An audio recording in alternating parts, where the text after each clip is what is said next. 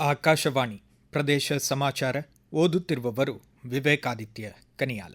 ಕೃಷ್ಣಾ ಮೇಲ್ದಂಡೆ ಎರಡನೇ ಹಂತದ ಯೋಜನೆಯಡಿ ವಿಜಯಪುರ ಜಿಲ್ಲೆ ನಿಡಗುಂದಿ ತಾಲೂಕು ಆಲಮಟ್ಟಿಯ ಶ್ರೀ ಲಾಲ್ ಬಹದ್ದೂರ್ ಶಾಸ್ತ್ರಿ ಅಣೆಕಟ್ಟೆಯ ಎತ್ತರವನ್ನು ಕೃಷ್ಣಾ ನ್ಯಾಯಾಧಿಕರಣದ ಆದೇಶದಂತೆ 519 ಮೀಟರ್ನಿಂದ 524 ಮೀಟರ್ಗೆ ಹೆಚ್ಚಿಸುವುದು ಕರ್ನಾಟಕದ ಹಕ್ಕು ಎಂದು ರಾಜ್ಯದ ಬಿಜೆಪಿ ಸಂಸದರ ನಿಯೋಗ ಕೇಂದ್ರ ಜಲಶಕ್ತಿ ಖಾತೆ ಸಚಿವ ಸಿಆರ್ ಪಾಟೀಲ್ ಅವರಿಗೆ ಮನವರಿಕೆ ಮಾಡಿದೆ.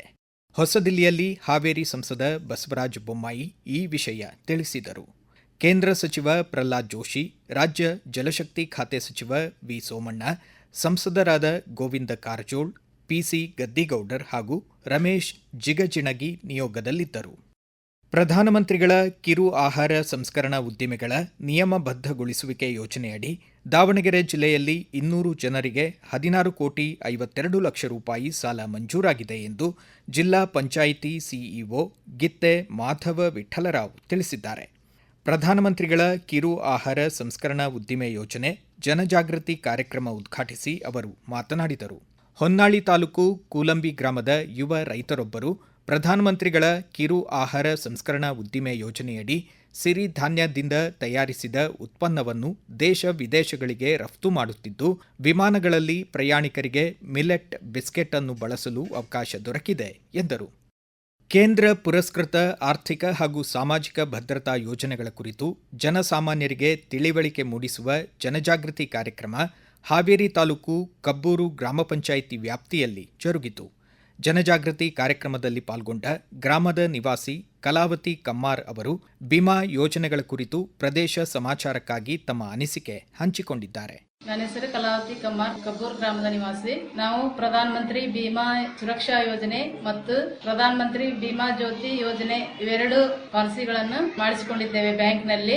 ಮುಂದೆ ನಮಗೆ ಏನಾದರೂ ಅಪಘಾತವಾದರೆ, ಆಮೇಲೆ ಹೊಲದಲ್ಲಿ ಕೆಲಸ ಮಾಡುವಾಗ ಹಾವು ಕಚ್ಚಿದರೆ, ಒಂದು ವೇಳೆ ಕರೆಂಟಿನ ಅಪಘಾತವಾದರೆ ನಮಗೆ ಮುಂದೆ 2 ಲಕ್ಷ ರೂಪಾಯಿ ದುಡ್ಡು ಬರುತ್ತದೆ ನಮಗೆ.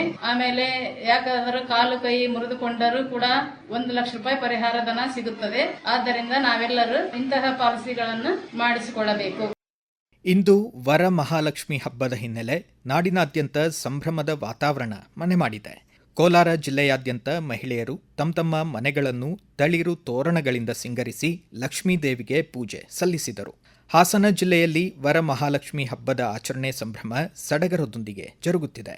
ಚಿಕ್ಕಮಗಳೂರು ಜಿಲ್ಲೆಯಾದ್ಯಂತ ವರಮಹಾಲಕ್ಷ್ಮಿ ಹಬ್ಬದ ಅಂಗವಾಗಿ ಇಂದು ಬೆಳಗ್ಗೆ ಜನರು ಮಾರುಕಟ್ಟೆಗಳಲ್ಲಿ ಹೂ, ಹಣ್ಣು ಖರೀದಿಸಿ ಮನೆ ಹಾಗೂ ಶ್ರದ್ಧಾ ಕೇಂದ್ರಗಳಲ್ಲಿ ಪೂಜೆ ಸಲ್ಲಿಸಿದರು.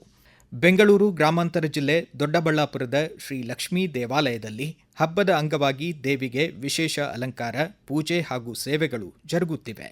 ರಾಯಚೂರು ಜಿಲ್ಲೆಯ 11 ಕಾಟನ್ ಜಿನ್ನಿಂಗ್ ಆ್ಯಂಡ್ ಪ್ರೆಸ್ಸಿಂಗ್ ಘಟಕಗಳಿಗೆ 2020-25 ಕೈಗಾರಿಕಾ ನೀತಿಯಡಿ ಸಹಾಯಧನ ಶೀಘ್ರ ಬಿಡುಗಡೆ ಮಾಡುವಂತೆ ಸಣ್ಣ ಕೈಗಾರಿಕೆಗಳ ಖಾತೆ ಸಚಿವ ಶರಣಬಸಪ್ಪ ದರ್ಶನಾಪುರ ಅವರಿಗೆ ರಾಯಚೂರು ಕಾಟನ್ ಮಿಲ್ಲರ್ ಅಸೋಸಿಯೇಷನ್ ಅಧ್ಯಕ್ಷರಾದ ಲಕ್ಷ್ಮೀ ರೆಡ್ಡಿ ನೇತೃತ್ವದ ನಿಯೋಗ ಮನವಿ ಸಲ್ಲಿಸಿದೆ.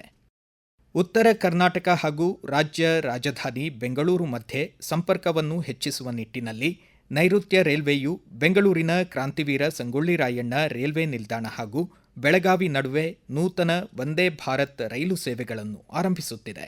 ಪ್ರಧಾನಮಂತ್ರಿ ನರೇಂದ್ರ ಮೋದಿ ಅವರು 10ನೇ ತಾರೀಖಿನಂದು ಬೆಂಗಳೂರಿನಲ್ಲಿ ನೂತನ ರೈಲು ಸೇವೆಗೆ ಹಸಿರು ನಿಶಾನೆ ತೋರಿ ಉದ್ಘಾಟಿಸಲಿದ್ದಾರೆ. ಈ ರೈಲು ಬುಧವಾರ ಹೊರತುಪಡಿಸಿ ವಾರದ 6 ದಿನಗಳ ಕಾಲ ಸಂಚರಿಸಲಿದೆ. ದೇಶದಲ್ಲೇ ಅತ್ಯಂತ ಸುರಕ್ಷಿತ ನಗರಗಳ ಪಟ್ಟಿಯಲ್ಲಿ ಮಂಗಳೂರು ನಗರಕ್ಕೆ ಮೊದಲ ಸ್ಥಾನ ಹಾಗೂ ಜಾಗತಿಕವಾಗಿ 49ನೇ ಸ್ಥಾನ ಸಿಕ್ಕಿರುವುದು ಸಂತೋಷ ಹಾಗೂ ಹೆಮ್ಮೆಯ ಸಂಗತಿಯಾಗಿದೆ ಎಂದು ದಕ್ಷಿಣ ಕನ್ನಡ ಸಂಸದ ಕ್ಯಾಪ್ಟನ್ ಬ್ರಿಜೇಶ್ ಚೌಟ ಹೇಳಿದ್ದಾರೆ. ವಿಶ್ವದ ದೊಡ್ಡ ಡೇಟಾ ಸಂಗ್ರಹ ಸಂಸ್ಥೆ ನಂಬಿಯೋ ಟಾಪ್ 10 ಸುರಕ್ಷಿತ ನಗರಗಳ ಪಟ್ಟಿಯನ್ನು ಬಿಡುಗಡೆ ಮಾಡಿದೆ. ಕರ್ನಾಟಕ ಕೊಡವ ಸಾಹಿತ್ಯ ಅಕಾಡೆಮಿ ಆಯೋಜಿಸಿದ್ದ ಕೊಡವ ಸಂಸ್ಕೃತಿ ಬಿಂಬಿಸುವ ಐಪಣಿರ ಆಯ್ಮೆ ಕಳಿ ಪೈಪೋಟಿ ಕಾರ್ಯಕ್ರಮಕ್ಕೆ ಕೊಡಗು ಜಿಲ್ಲೆ ನಾಪೋಕ್ಲುವಿನಲ್ಲಿ ಮುಖ್ಯಮಂತ್ರಿಗಳ ಕಾನೂನು ಸಲಹೆಗಾರ ಹಾಗೂ ಶಾಸಕ ಎಎಸ್ ಪೊನ್ನಣ್ಣ ಚಾಲನೆ ನೀಡಿದರು. ಅಕಾಡೆಮಿ ಅಧ್ಯಕ್ಷ ಅಜ್ಜಿನಿಕಂಡ ಸಿ ಮಹೇಶ್ ನಾಚಯ್ಯ ಪಾಲ್ಗೊಂಡಿದ್ದರು. ಕೇಂದ್ರ ಬುಡಕಟ್ಟು ವ್ಯವಹಾರಗಳ ಸಚಿವಾಲಯ ಸಂಚಾಲಿತ ಧರ್ತಿ ಆಬ ಜನಜಾತೀಯ ಗ್ರಾಮ ಉತ್ಕರ್ಷ ಅಭಿಯಾನದಡಿ ಉತ್ತರ ಕನ್ನಡ ಜಿಲ್ಲೆಯ ಹಳಿಯಾಲ, ಜೋಯಿಡಾ, ಮುಂಡಗೋಡ್ ಹಾಗೂ ಭಟ್ಕಳ ತಾಲೂಕಿನ 31 ವನವಾಸಿ ಗ್ರಾಮಗಳು ಆಯ್ಕೆಯಾಗಿವೆ. ಯೋಜನೆ ಕುರಿತು ಜಿಲ್ಲಾ ಮಟ್ಟದ ಅಧಿಕಾರಿಗಳಿಗೆ ಕಾರವಾರದ ಕ್ರಿಮ್ಸ್ ಸಭಾಭವನದಲ್ಲಿ ಕಾರ್ಯಾಗಾರ ಜರುಗಿತು. ಇಲ್ಲಿಗೆ ಪ್ರದೇಶ ಸಮಾಚಾರ ಮುಕ್ತಾಯವಾಯಿತು. ನಮ್ಮ ಮುಂದಿನ ರಾಷ್ಟ್ರೀಯ ವಾರ್ತಾ ಪ್ರಸಾರ ಮಧ್ಯಾಹ್ನ 1:10 ನಿಮಿಷಕ್ಕೆ.